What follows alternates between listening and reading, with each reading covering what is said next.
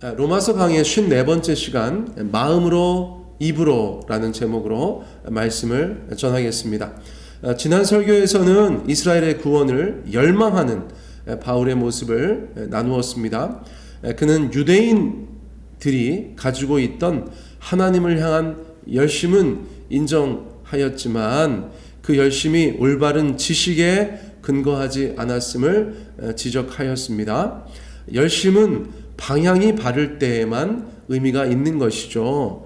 잘못된 지식과 방향을 가지고 최선을 다해 나아가는 것은 목적지에서 더 멀어지는 결과를 가져올 뿐입니다.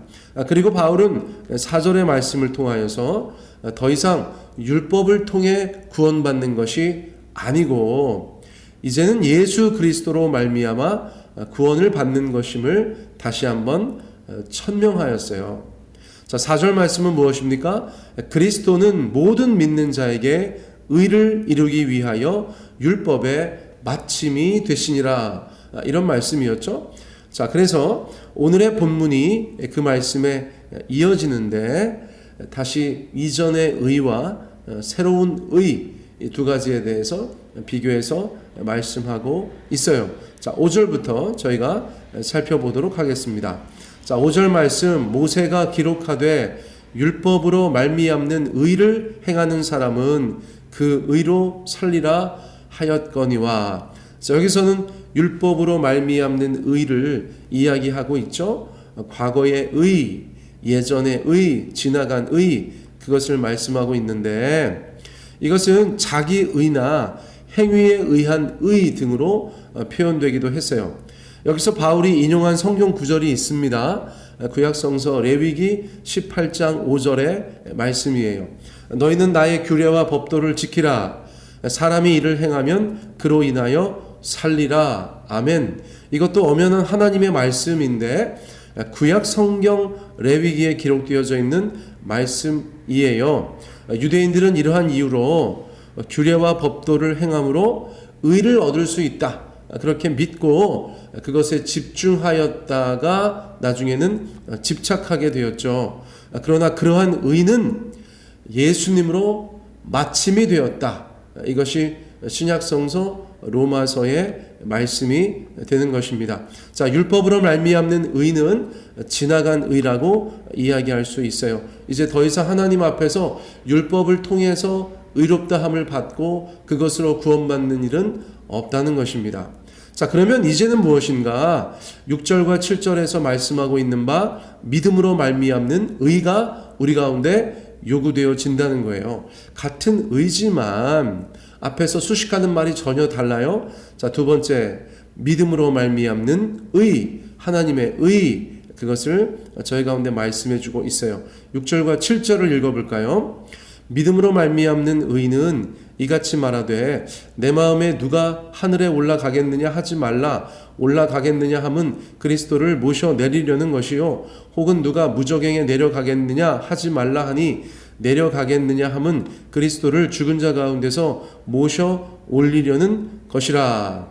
이게 무슨 말입니까? 그렇죠. 저희가 성경 읽다가 보면 가끔 검은 것은 글자요 흰 것은 종인데 이게 도대체 무슨 말인가 이럴 때가 있지 않았습니까? 6절과 7절은 맥락상 믿음으로 말미암는 의를 이야기해 주고 있는데 갑자기 하늘이나 무저갱이 등장하면서 성경을 읽는 저희와 같은 사람들에게 당황함을 가져다 주는 그런 구절이에요. 근데 제가 간단하게 설명드리겠습니다. 무엇인가? 믿음으로 말미암는 의는 사람들이 생각하는 것처럼 그렇게 멀리 있지 않다는 거예요. 이렇게 생각할 수 있지 않습니까? 세상에 믿기만 하면 의롭게 되고 의롭게 되어서 구원을 받을 수가 있다고?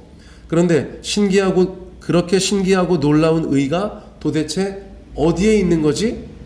아마도 그런 것이라면 분명 우리가 다가갈 수 없는 곳, 우리가 도달할 수 없는 곳, 우리가 미치지 못하는 곳에 있을 거야. 사람들은 그렇게 생각할 수 있었다는 것이에요. 자, 그래서 일반적으로 사람들이 생각하는, 특별히 유대인들이 생각하는 우리가 다다를 수 없는 곳이 어디인가? 그것을 얘기하면서 대표적으로 하늘과 무저갱, 다시 말하면 땅 아래를 언급했다는 거예요. 자, 이제 대충 힌트가 주어지니까 대충 이해가 되시려고 하죠. 그러므로 첫째는 누가 하늘에 올라가겠느냐 하지 말라, 이렇게 이야기한다는 것입니다. 누구도 믿음으로 말미암는 의를 찾으러 하늘에 올라갈 필요가 없다는 거예요. 왜냐하면 이미 예수님께서 하늘에서 이 땅으로 내려오셨기 때문이지요.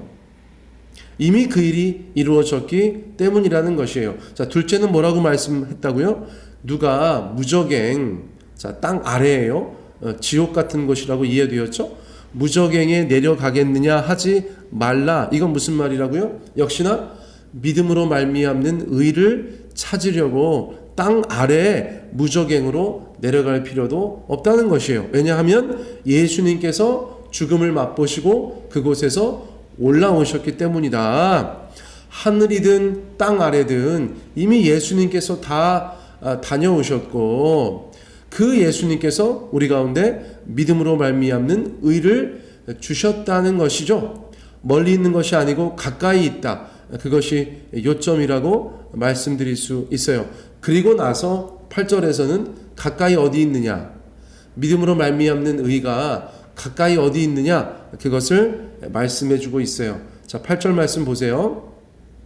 그러면 무엇을 말하느냐? 말씀이 내게 가까워 내 입에 있으며 내 마음에 있다 하였으니 곧 우리가 전파하는 믿음의 말씀이라. 여기서도 인용된 말씀이 있죠. 그렇죠? 말씀이 내게 가까워 내 입에, 요거가 인용된 것이에요. 어디에서 인용되었는가? 구약성서 신명기 30장 14절 말씀을 인용하였습니다. 자, 30장 14절 신명기 제가 읽어드릴게요. 오직 그 말씀이 내게 매우 가까워서 내 입에 있으며 내 마음에 있은즉 내가 이를 행할 수 있느니라. 자, 일단 하늘과 땅 아래와는 지극히 대조적으로 그 말씀이 너에게 매우 가까이 있다라고 말씀하셨어요. 그렇죠? 자, 인용된 성경 구절을 통해서 그것을 말씀하셨는데, 그 매우 가까운 곳은 어디라고 되어져 있습니까? 그렇죠? 바로 입과 마음이다 라고 되어져 있어요. 어떻게 사람의 입과 마음에 믿음으로 말미암는 의가 있을 수 있습니까? 자, 9절은 뭐라고 말씀하고 있죠? 바로 우리가 전파하는 믿음의 말씀이라. 그 말씀이 가까이 있는데 그 말씀은 어디 있는 말씀인가? 바울과 성도들이 전파하는 그 믿음의 말씀이라. 그 말씀, 그 복음 때문에 우리의 마음과 입술 가운데 믿음으로 말미암는 의가 있게 되었다는 것이에요. 자, 논리적으로 그렇게 따라오시면 납득이 되실 거예요. 지금은 뭐 혹시라도 졸려서 잘 모르시겠으면 나중에 영상 다시 한번 보셔도 되고요.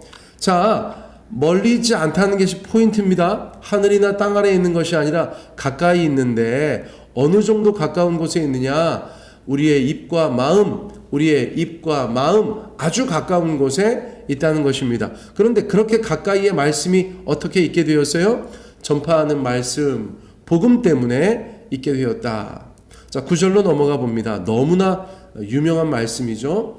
9절, 내가 만일 내 입으로 예수를 주로 시인하며 또 하나님께서 그를 죽은 자 가운데서 살리신 것을 내 마음에 믿으면 구원을 받으리라. 이건 왠지 한 번 더 읽고 싶어요.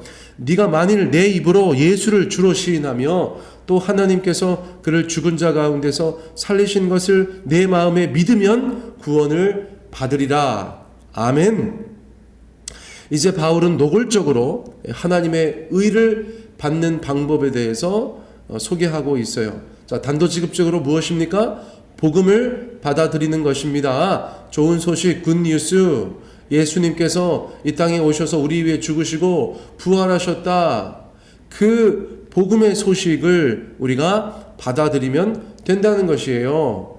자, 9절의 말씀에서 먼저 그 복음의 주인공, 우리의 믿음의 대상에 대해서 분명히 명시해 주고 있죠. 네가 만일 내 입으로 예수를 주로 시인하며, 자, 예수를 주로 시인하는 것입니다.